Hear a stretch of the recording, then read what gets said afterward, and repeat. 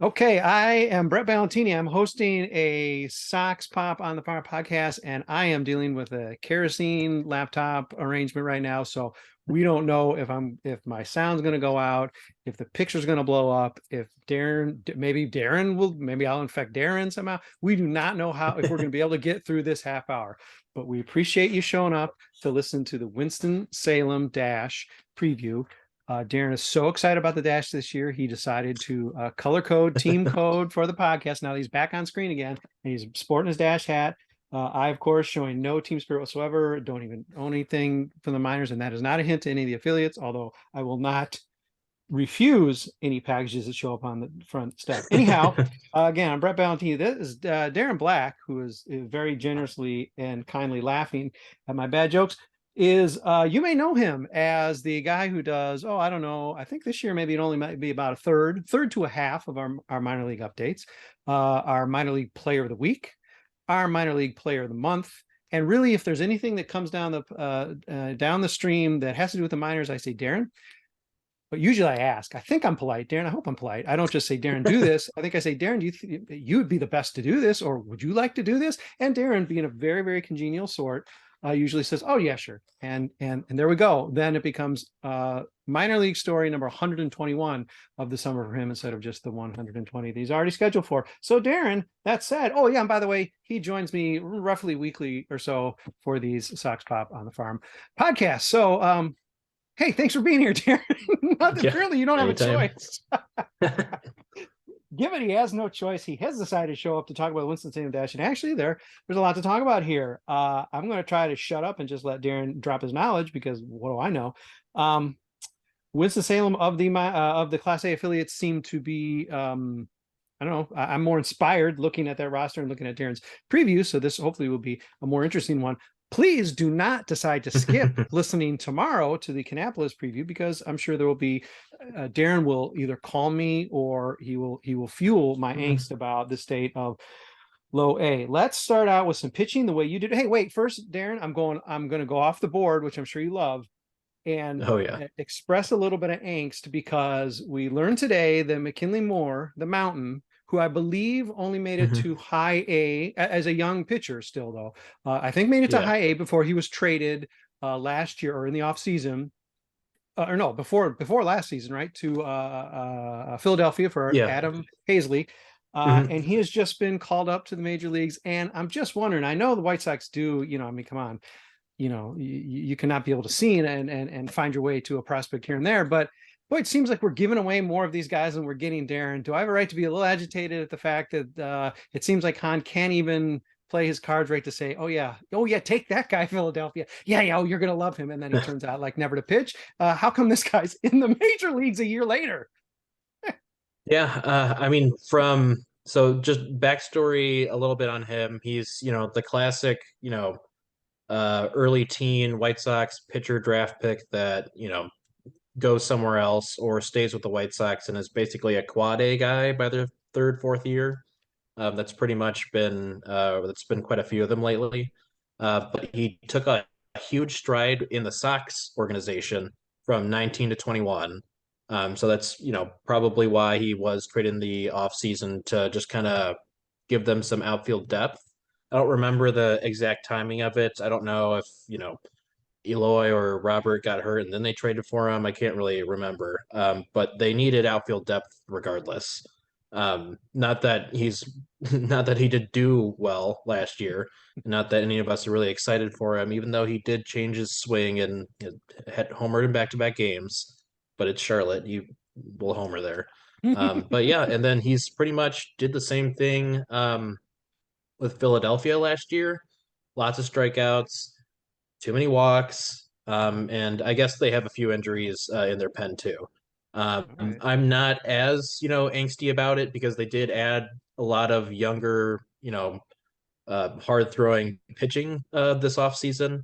We'll see kind of how they work out. It's this is the first week for Gregory Santos, and I don't even think some of the guys have pitched in Charlotte yet. Yeah. Like Franklin Herman, I don't even think he's pitched yet.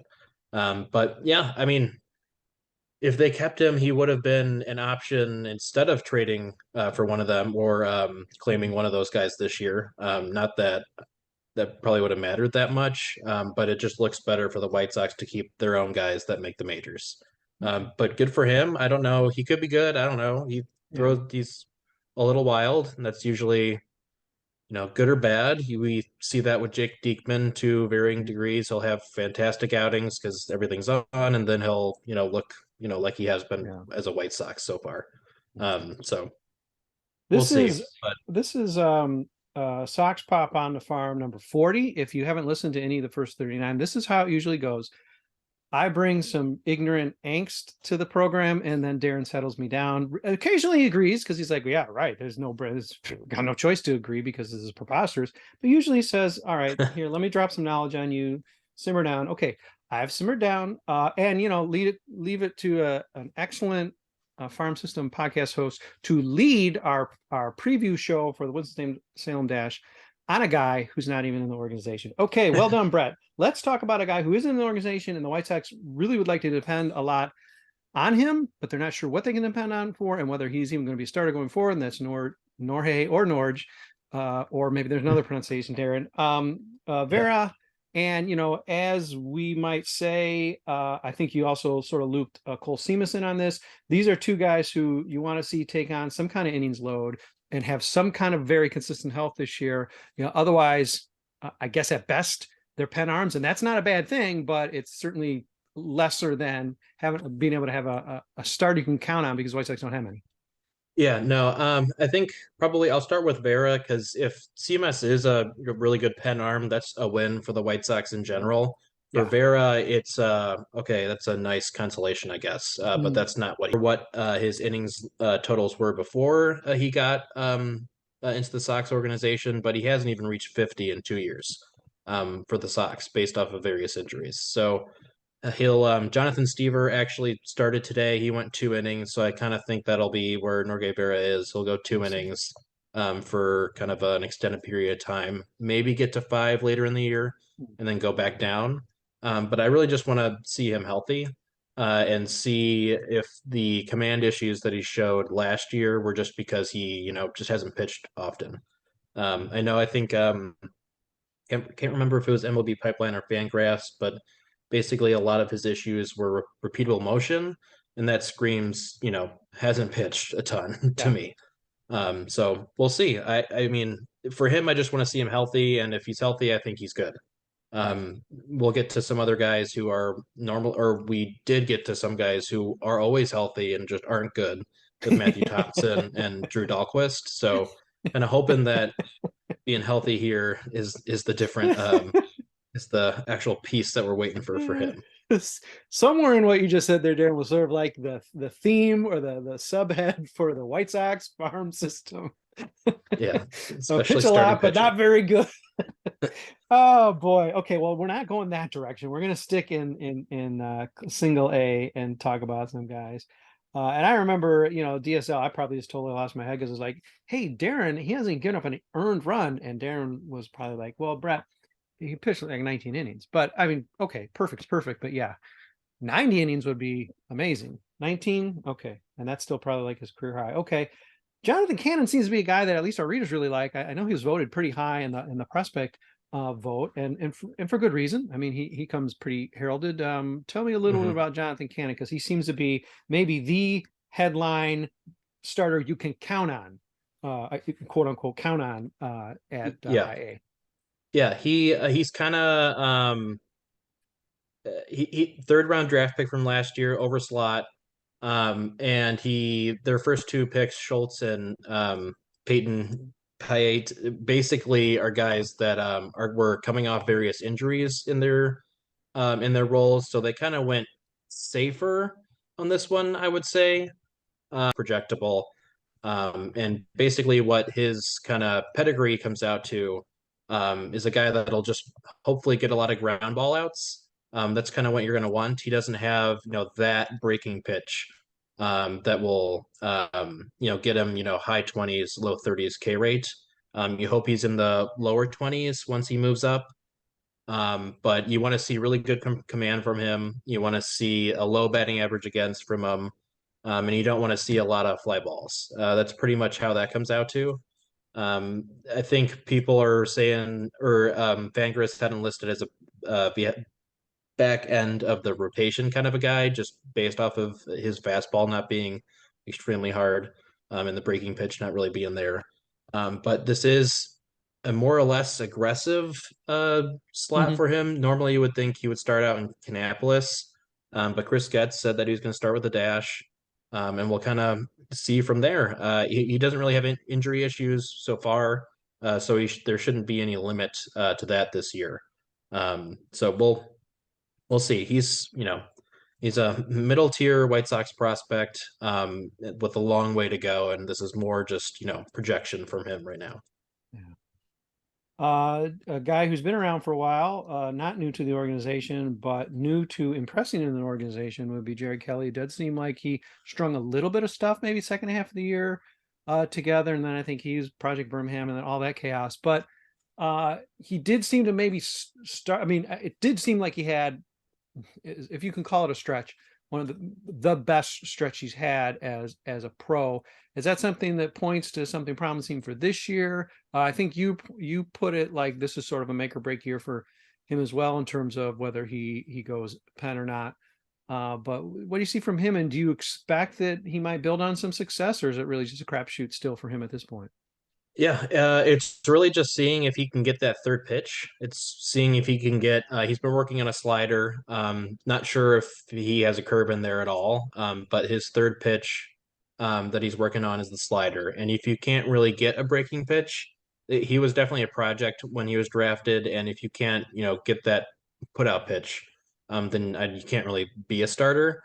That's kind of what he's been working on for the past, or what he was working on last year. But he's basically learning it from scratch. And that's not the easiest thing to do. You usually have a breaking pitch or something, or not.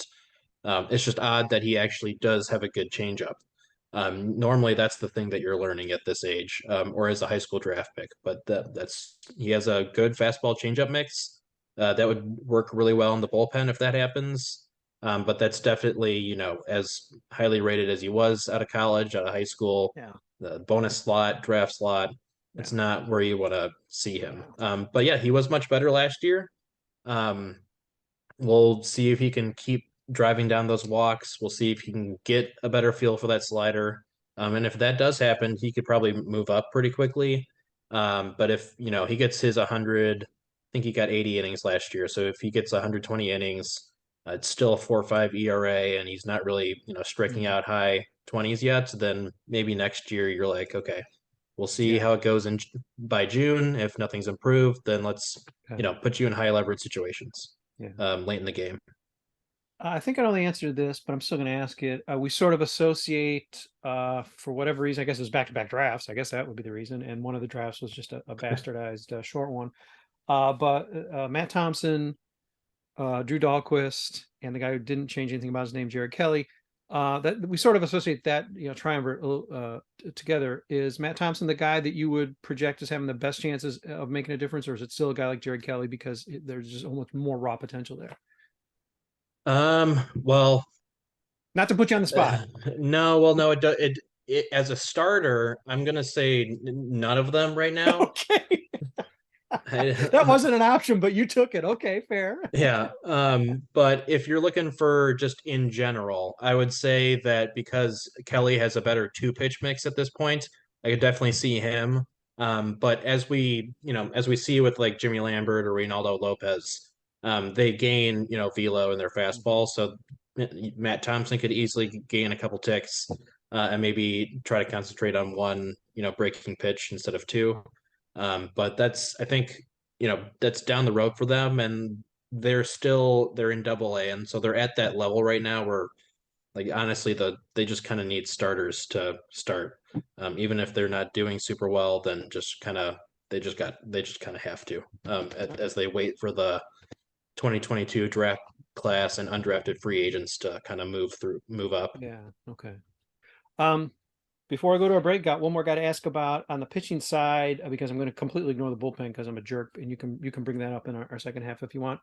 And I'm going to ask about an agate type guy that you didn't really address fully, but I'm going to force you to address him because Brooks Goswine made, I want to say it was his debut. He was really impressive 2 years ago. Last year, he was not. Am I just silly even for bringing up the name Brooks Goswine as someone we should talk about? What's going on there? Well, yeah, lefty, doesn't really throw that hard, really high walk rate, and doesn't really have the breaking pitch to get those outs when he needs to. That's a I good guess, answer. Okay. yeah, he was. I mean, where he was good was in rookie ball, and so as a college pitcher, you should probably just be good in rookie ball All right. regardless. So we're pretty much. I think is going to be with the dash. And knowing that Kohl, Simas, Norge, Vera starting pitching rotation, I could definitely see him getting or starting basically every fifth, sixth day, whatever they want to use, and going 5 or 6 and ending up with like a Norge Vera. Again, we will continue to pronounce it differently, Darren and I, until the White Sox actually put Vera in their pronunciation guide where he's not. I just checked during this podcast. That's the type of multitasker I am. It's not that I'm not listening to you, Darren, but he's not in there, so we still don't know. So in the category of Jason Belaus or Belus, we do not know about Norge or Norge. Although Darren's probably listened to a lot more farm stuff than me, so he's probably heard many people pronounce it that way, and I'm just simply wrong. But I'm going to just stick with it because I'm bullheaded that way, and I'm not afraid to sound stupid. That's pretty clear every one of these podcasts, not just on the farm. Darren, thank you for joining me. Let's talk a little bit about the offense. I have a little less to add, and maybe the offense warrants less questions and less topics. But one thing I'm curious about is Wilfred Vera seemed to go, if I'm not mistaken, he went to Project Birmingham and didn't flounder. Now, it's not a bad thing that he's back at Winston-Salem. You wouldn't necessarily expect him to start at Birmingham, but is he a guy among a few, I think you acknowledged this in your preview piece, again, which is running right alongside this podcast, that he's a guy who at least would have some hope of seeing Birmingham, maybe for a significant part of this summer? Oh yeah. Again, he's probably going to be a first baseman. I have seen some stuff that he might be a corner outfielder, but I would assume that he would play mostly first at this point since he hasn't really played outfield yet. But he has like probably I don't think he has the highest raw power of the prospects. But he might, but it might be up there. Not game power, but if you were just throwing him batting practice, like he's just a really strong guy. Yeah. That hit 20 homers last year in his age 19 season, which is fantastic. We like that. He was one of those guys that did do well with Project Birmingham. Most of that was he was just clobbering the ball. Yeah. He had six extra base hits in just 12 games, which is ridiculous. So he could very well be in Birmingham. I think he'll probably stick with Winston-Salem for a bit. But the reason why I thought he could be in Birmingham was pretty much that the first base pool for the Sox is not very highly regarded any longer. Basically, all their first base type guys are Jake Berger, Gavin Sheets, Andrew Vaughn. They're all basically in the majors at this point. Okay. But yeah, I think Varys could be pretty good. I know Trooper is that he rates him much higher than I do. I have problems with his K rate, but he was 19 and still hitting the crap out of the ball. So I'll wait to see him get older and more patient. Hopefully. Yeah, if I pick my spots, Darren, occasionally I can try to zing you, and I like how you say it's just because he was just clobbering the ball, as if somehow we have like 35 of those guys. Lord help us! Just let's cling to one guy who clobbers a ball. No, that's awesome, and I was also going to shout out Trooper because definitely Varys is Trooper's guy, and I gotta say in the prospect poll he went not only he did not advance on like 15 ballots, but he like was at the very I do not know what our reader's problem is with Wilfred Varys, but there's clearly he's a more significant prospect. I'm completely losing my mind here, Darren. A prospect than you gave him credit for, and I'm afraid to say that though, whether or not we're as high on him as Trooper is, Wilfred Veras is going to haunt this readership because I do not know why he was. But then they didn't vote my guy Gregory Santos either. So I listen. Rather than grapple with and fight the readership of Southside Sox on this Sox Populi podcast, let's move on to the next guy, and we'll just let bygones be bygones, because that prospect vote is over until next year. But let's talk about a guy that I'm a little bit hyped about. I don't know. I guess if you're a center fielder, I really like you. I don't know what that's about, but I thought the White Sox got a nice little pick at, I think, round 10 with Jacob Burke.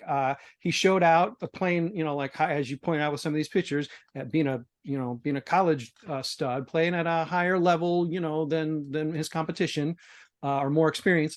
But he showed up pretty well, I'd say, in Arizona. Is Jacob Burke a guy who we could see finding another gear this year as well, and maybe actually motoring himself into being a legit prospect? Or as usual, am I just getting too hyped about a guy because I saw a nice number?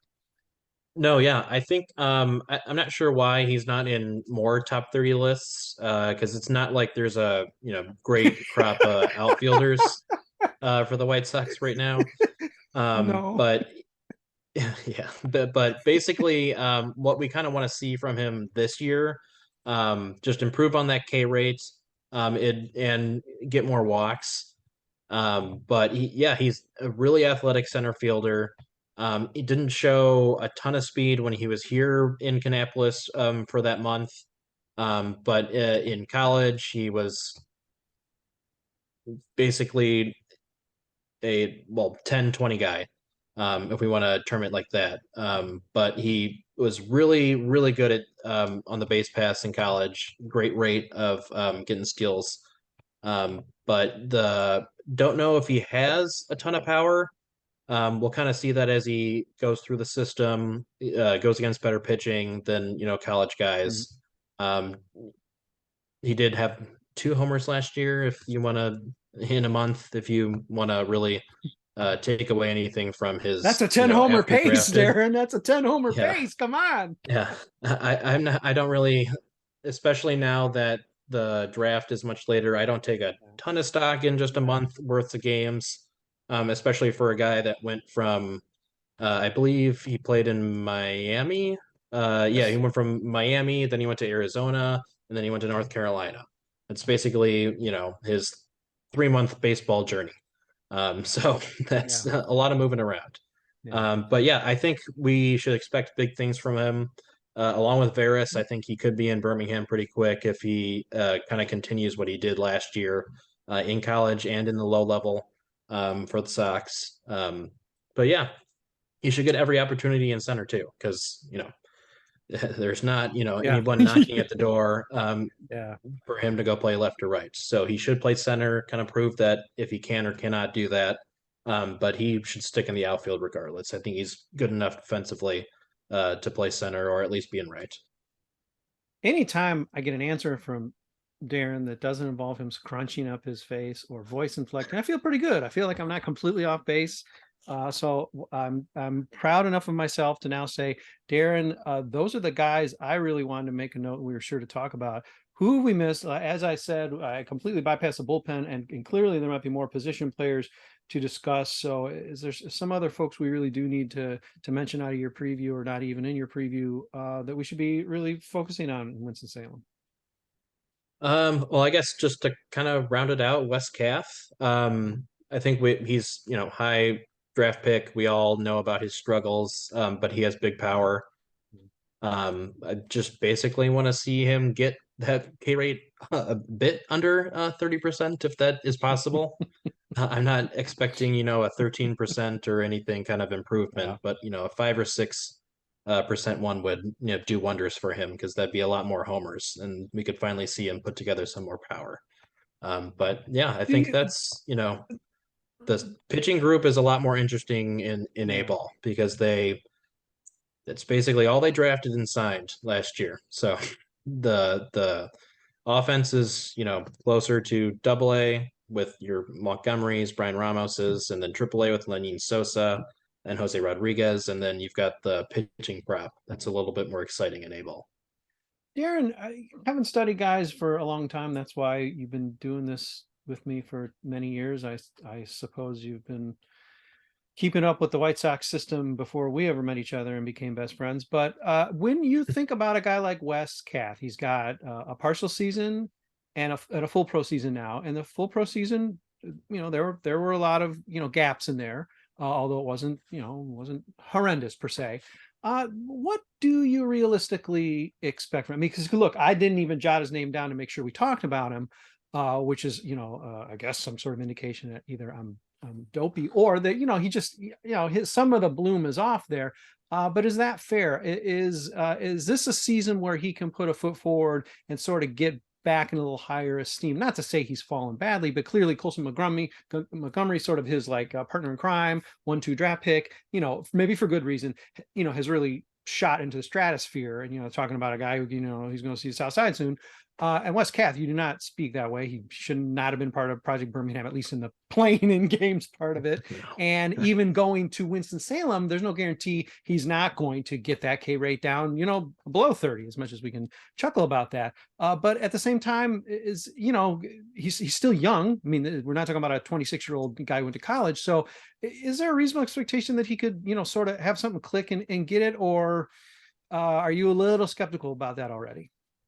I mean, I won't put anything past it. I know I'm more on the lower side, just purely because that 33% K rate he had in low A that's if you're that type of guy, it's pretty hard to kind of improve on that. Yeah. And again, if that's the rate in low A, then it'll certainly get worse as he moves up. Now, I think there are other guys like Brian Ramos who really, really, really improved in A ball. Even when Kath was hitting the ball in the air, like the second off season with a expect after the first one, like maybe you're not real time as well. And sometimes you need just a better perspective or a new manager to really, force your way to kind of take things more seriously. But yeah, I'm not expecting his K rate to go from a third to a fourth, but maybe 28%, that'd be like a 6% drop. I think a lot of those could turn into homers, and we could finally see, the 200 ISO that he probably should be around at this point. Maybe I'm not sure if he isn't just being as aggressive because he also walks a ton. I don't know if he's just being too tentative, and then then it's 1 and 2, and he's like, oh, I need to swing now, and he just kind of swings at whatever. But that's kind of what I want to see from him. He can do it, but it's a pretty high strikeout rate to kind of improve from, and pretty low quality contact that he has to improve from. You jumped all over the salient point I thought I was going to make, but let me echo what you said. I mean, we both, I think, have spoken of Project Birmingham and some fallacy about it, where it's like, well, wait, they're playing in games. Hold on. But let's look at a positive we take him from that. Not only the mental thing of like, not that he would think otherwise. He was a second round draft pick, but okay, you're good enough to be part of this core group. But then also it wasn't just the playing games, which again I roll my eyes about, but it was pregame, other than a day game, during the day, they were drilling. They were getting the best of the White Sox instruction had to offer. Not to say that doesn't continue, not to say that the bigger growth can come in the offseason, because you just got a lot more time than 3 weeks or a month in Project Birmingham. But you're together with these guys, you're getting the prime instruction from White Sox instructors who all gathered in Birmingham. Something. So there is I'll be happy to eat crow if all of these guys really hit a trajectory that's much better because of this experience they had. And it's not beyond comprehension. And you would think at least for one or two of the guys, it really will, and it will help them really click. And Kath could be that guy. We'll see. You painted a still a fairly dour picture, but there's still there's still plenty of ceiling there. So let's see if you can climb closer to it. So all right, I think we covered what we needed for the Dash. Tomorrow night is opening day for the Winston-Salem Dash. We're so excited. We've been going all week. Well, we did Charlotte last week, but we're going all week with previews. Of course, yesterday was Birmingham. Tomorrow, stay tuned tomorrow, because this is a real question mark. Tomorrow is the Kannapolis Cannonballers, where I'm going to just hand the microphone to Darren. He's going to talk for 30 minutes because I don't even know what to ask about. But anyhow, that's tomorrow. You've enjoyed this one. Go back, rewind, listen to it again, because I'm sure there's stuff you missed. But we appreciate you listening. Darren, thanks for joining me once again. Again, sort of don't really have a choice. Got you backed up against the wall there. So let's do one more tomorrow. Tune in tomorrow. Everybody listen to the Kannapolis Cannonballers preview. And then, we just pass the baton to Darren and he writes up all this stuff and he'll be providing great minors coverage for you all year. Occasionally when I have to, I'll do my best to try to emulate Darren and do so as well. But it's mostly him. So listen to him tomorrow, Kannapolis. Take care, everybody. Thanks for listening.